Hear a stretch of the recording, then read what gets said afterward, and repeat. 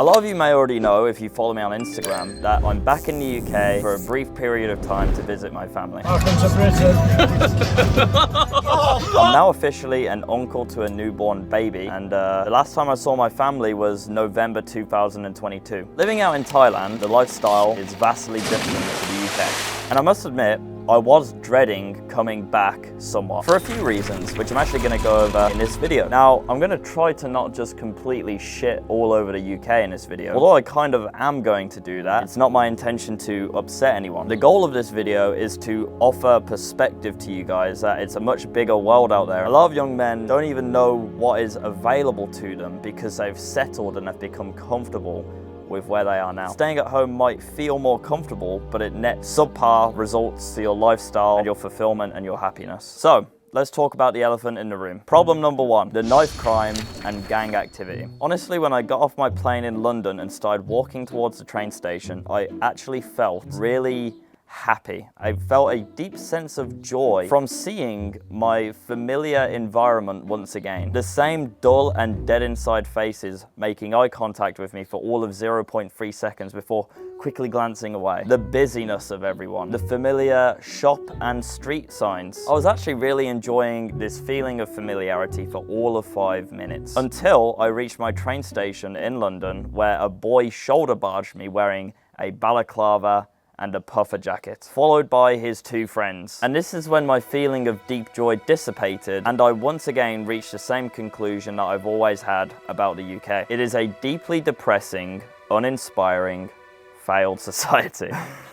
If I was in any other country which wasn't failing in real time, if something like that happened, which it wouldn't, I would ask him where the fuck his manners are. Why are you shoulder barging me? However, because the UK has systematically, completely and utterly failed to withhold its own values, the entire country is completely overrun with valueless, morally bankrupt individuals who have zero interest in participating in a functioning society. Crime is an issue no matter where you go. But in the UK, especially London, it's fucking terrible. The fact is, if I piped up and stuck up for myself after that fucking dumbass shoulder barged me, there's a good chance I would have been robbed, stabbed, or beaten by all three of them. Through this public London train station, these three dudes wearing balaclavas and puffer jackets walk through like they own the place. No one daring to stand up to them or even make a second of eye contact with them in case it led to trouble, in case they were the next victim to a violent attack. And of course the police doing nothing about it either. So what's the outcome of this? You get a population of United Kingdom citizens who don't even feel at home in their own country. They keep to themselves, their busybody routine, avoiding eye contact with anyone in case it leads to any sort of trouble. There's no playfulness, there's no smiling, there's no camaraderie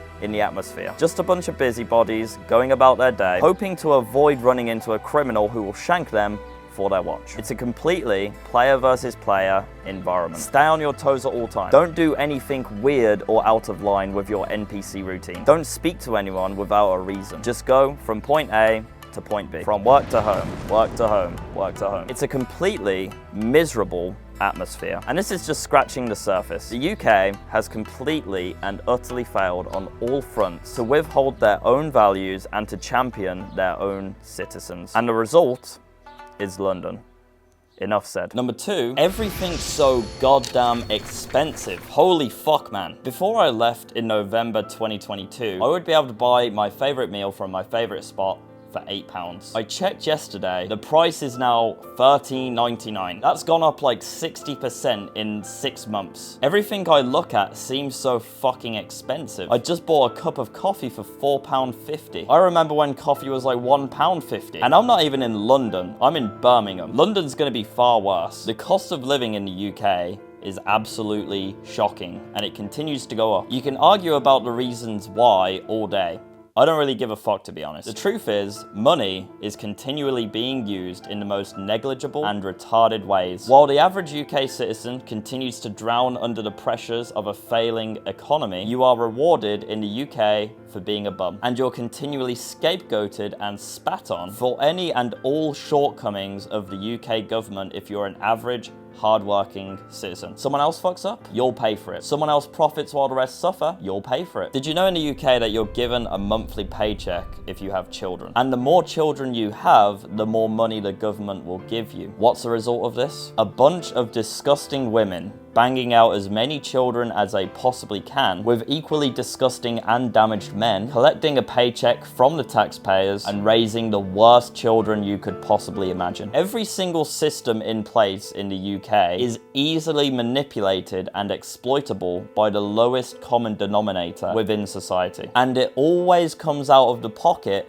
of the average hardworking UK citizen. The price of living is getting worse and worse. And the cough and how the UK government handled that is only going to make things worse and worse and worse over the long term. Any direction that you look at, you're drowned with staggering levels of incompetency and gross negligence towards the average UK citizens. I could go on forever and ever about this until my face turned blue. I don't really talk about politics, I don't really get into the nitty-gritty of things. I think it's just a massive waste of mental energy. But you get the point. The cost of living is absolutely ridiculous here. Number 3, the women.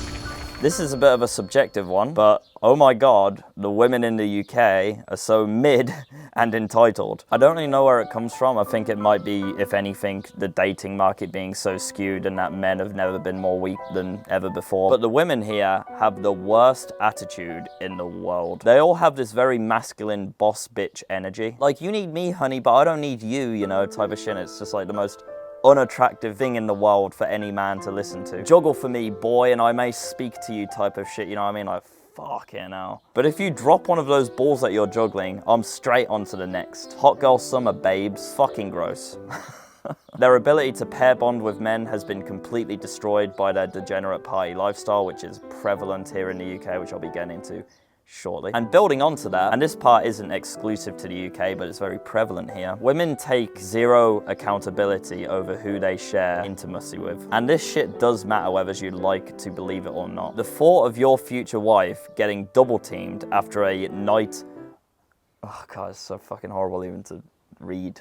Fucking hell. After a night out fueled by drugs and alcohol makes you feel absolutely fucking disgusted. It's honest to God, one of the worst feelings ever. I'm not gonna go on about women because I don't want to preach to the choir or anything, but there's much better out there, lads. There are still countries which have strong values and, you know, there's much better. You don't have to put up with this fucking bitch who plasters her face in makeup and she's got an attitude and she doesn't even respect you and... Yeah, I want to go out with my girlies. Like, no. There is so much better out there, guys. Number 4, and building onto the party lifestyle, which I just mentioned, but drugs. If you go to an average UK university, there is like an incredibly high chance that multiple times a week, you're going to be exposed to hard drug use. I'm not talking about weed, I'm talking about ketamine, cocaine, MDMA, and so on. The drug scene here in the UK is prevalent, and it coincides with the degenerate party scene. Partying and doing drugs never leads to good outcomes. And as a result, horrible decisions are made, casual sex is rampant, and degenerate behavior is rewarded amongst the younger population. Frankly, if you're not going out on the weekends and doing boatloads of cocaine, you're actually gonna feel lonely, and you're gonna feel like an outsider in certain environments. Whoa, bro, you don't want to snort some cat in McDonald's, what are you, fucking Gary? As someone who went off the deep end with partying and drugs for a brief period of time about 1 or 2 years ago, I can confirm that pathway leads to a steady and brutal decline. You will end up absolutely spiritless, with no prospects, no genuine relationships or friends, and you'll end up running on a hamster wheel for eternity, chasing fleeting pleasure. A horrible way to live. God save the king! God save the king! Okay, no.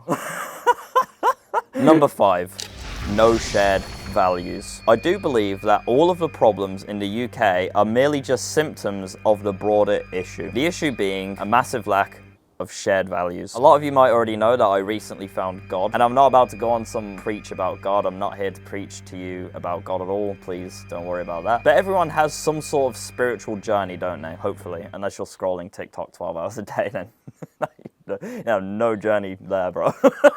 I do think that objectively, God would actually be a very good thing for the UK. Because what religion gives to societies is a base level of morality and values that are shared amongst the populace. For example, in Thailand, they're very Buddhist there. And it's such a good place to live because one, everyone's happy. Two, there's very little crime because everyone believes in karmic retribution. If you do something bad to someone, if you steal that, watch, then karma's gonna get you. So people don't treat each other badly there. God gives the population a base set of values and morals to abide by. Don't kill, don't steal, don't rape, treat people nicely, so on. I don't think there's any downsides to that. And you can find a base level of morality and values without God, but God makes it much easier, right? And that's generally how societies have functioned over the last thousands of years. And I've seen a growing trend in more strictly religious countries on a massive upwards trend. And I don't think that's really a coincidence. These strictly religious countries aren't falling into the degenerate traps which Western countries are continuing to fall into. And they're thriving while Western countries are on a downwards decay. And this downwards trajectory that Western countries are in are ultimately going to affect the general populace more than anyone else. The guys at the top who are making these big decisions don't give a fuck because they're Mr. Worldwide, bro. They're in fucking Kazakhstan right now or some shit. They're probably not in Kazakhstan.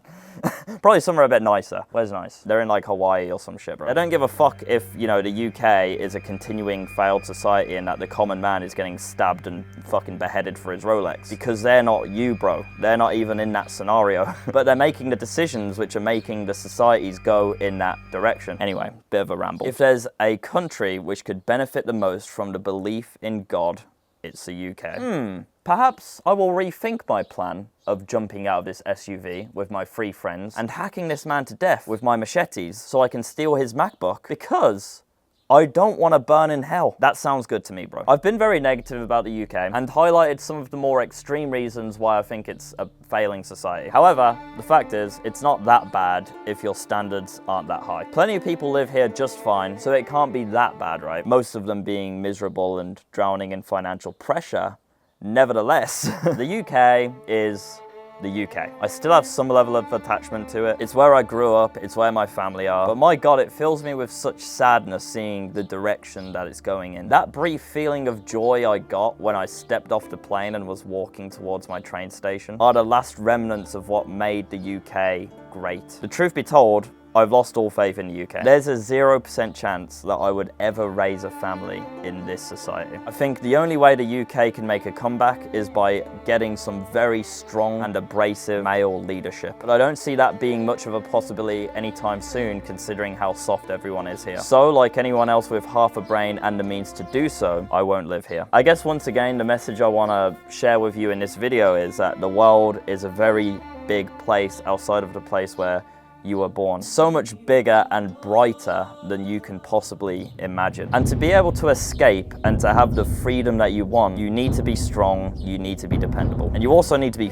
fucking smart as well, because there's so many traps laid out which endless people fall into. That's how they get you. You're trapped, now you're done. Getting to that level, achieving that level of freedom is what I want to help you achieve. 99% of people have fuck all options because they're tied down and they're running on an endless hamster wheel. Let me help you. Subscribe to the channel for more. And if you want to learn how I made double my parents' monthly income within 3 months from my parents' house on my old gaming PC, click here. Take care, boys.